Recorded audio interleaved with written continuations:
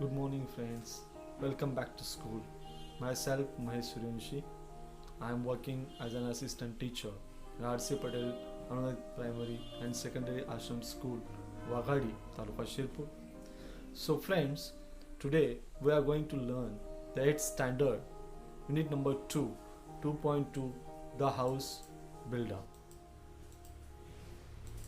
Let's see what is in it, the chit chat section. First one is make groups and discuss the following. The first activity is given to us. What is that? What is retirement from occupation? Retirement means withdraw. The answer is the retirement from occupation means that we have to get withdraw from our work. Second question is when do people retire? When they get elder, people get retired. Or if they lose interest, they get retired. Third question is what? For what reasons do people have to retire from their occupation? There are the many reasons behind it. The first reason is that they wanted to spend their life with their grandchildren. They get retired. If they lose interest, they get retired. Fourth one is how do people spend their time after retirement? There are the many ways that people spend their times after retirement.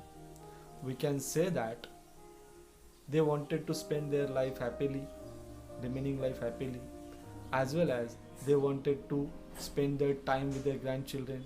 So these are the reasons that people, and these are the ways that people spend their time after retirement. Now we'll see there's another activity is there. Discuss and match the professionals involved in construction with the work they do. Professionals. What are their work? That is called professionals.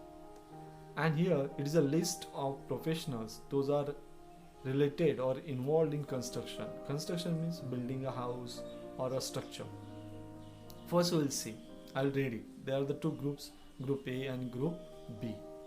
Architect. Second one is engineer. Third one is builder contractor. Fourth one is carpenter, mason, tiler and interior decorator. Now see what is the work of architect. Architect who plans and design structures.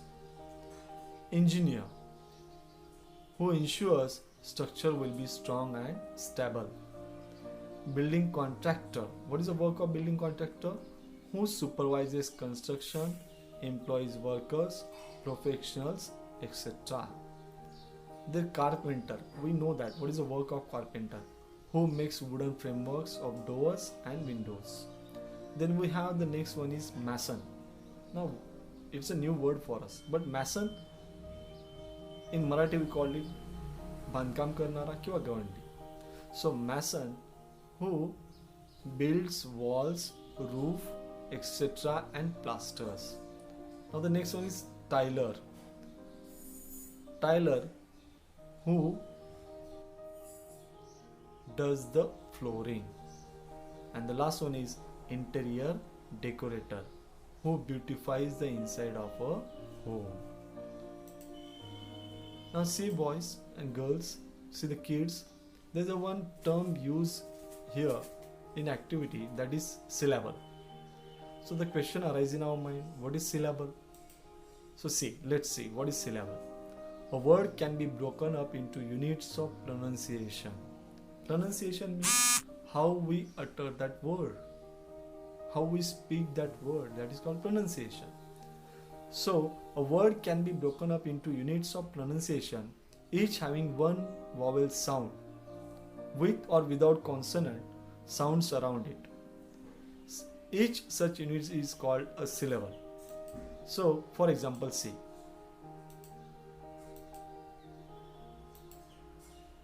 For example, to, got, will, see. All these are the words. These words have just one syllable. When I uttered these words or you uttered these words, you say to, only one. Got, only one. Will, see. Now see the another words. Father, mason, builder. When I speak it, fa, the. two units are there. Mason, two units are there. Builder, so these are having two syllables. Now see the another words. Engineer, if I broke into pieces, engineer, so how many syllables are there? Three syllables.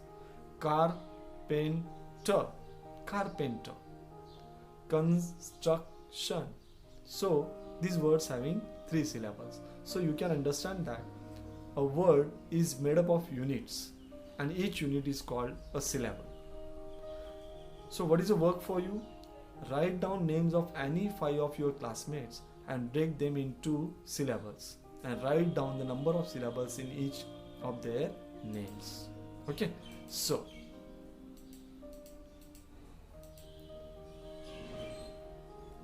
we'll go for the study. We are going to study or read the story The House Builder. Now look here. This is a story of a mason. Already we know that mason, one who builds with stones, bricks, cements, etc. This is a story of such that person, mason, who worked for a building contractor. The mason always strove to do his work to perfection. Strove means here made great efforts.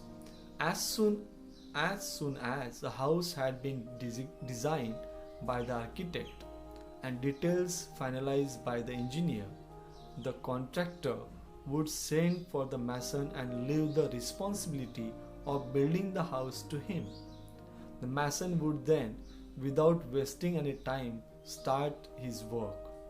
He would take great interest in his work of building and do it with full dedication. Dedication here, committed to task or purpose.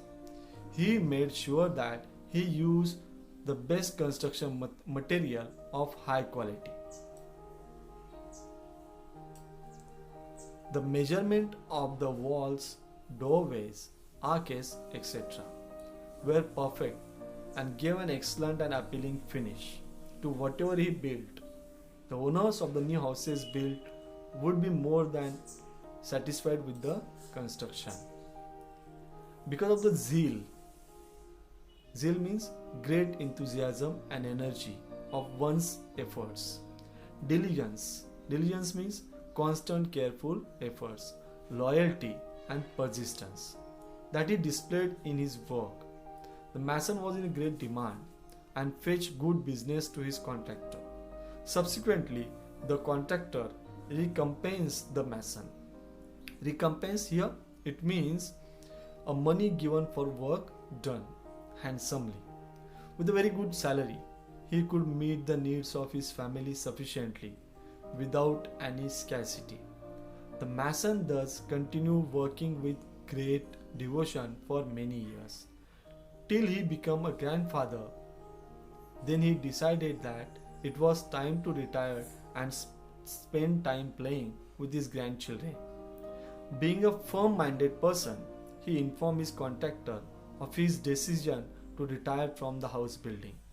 The contractor was very disheartened to lose such an excellent workman and urged the mason to continue his job. But to no avail, but there is no use. The mason had made up his mind and refused to carry on. Finally, the contractor convinced the mason to build one last house on a beautiful and convenient site. As a special favor, the mason agreed to do so with great reluctance. Reluctance, unwilling, not too happily either. The construction started. It was a most beautifully designed house to build at a sought after location. However, the mason could not put his mind and heart in his work. He did his work roughly and carelessly, without interest or dedication. Even the building material used was of low quality, but he did not care. He simply wanted to complete the job in haste and finally retire. The house was ready earlier than expected. Very roughly made structures, weak walls, poor finish, and did not look as good at all as designed. Yet the mason did not care. He informed the contractor that the house was ready and he was waiting to hand over its keys to him. The contractor arrived at the site. He had a file of legal documents in his hand. The mason handed over the new house keys to him, but the contractor did not step forward to enter the house to see it. Instead, with a broad smile, he handed over the file along with the house keys to the mason and said, beaming happy tone, smiling with a great joy, he said, "These are the ownership documents of this new house in your name. The house is yours. I had planned it as a gift for you." So this is a story that already I have read for you. So friends, what is the moral of this story? The moral of this story is that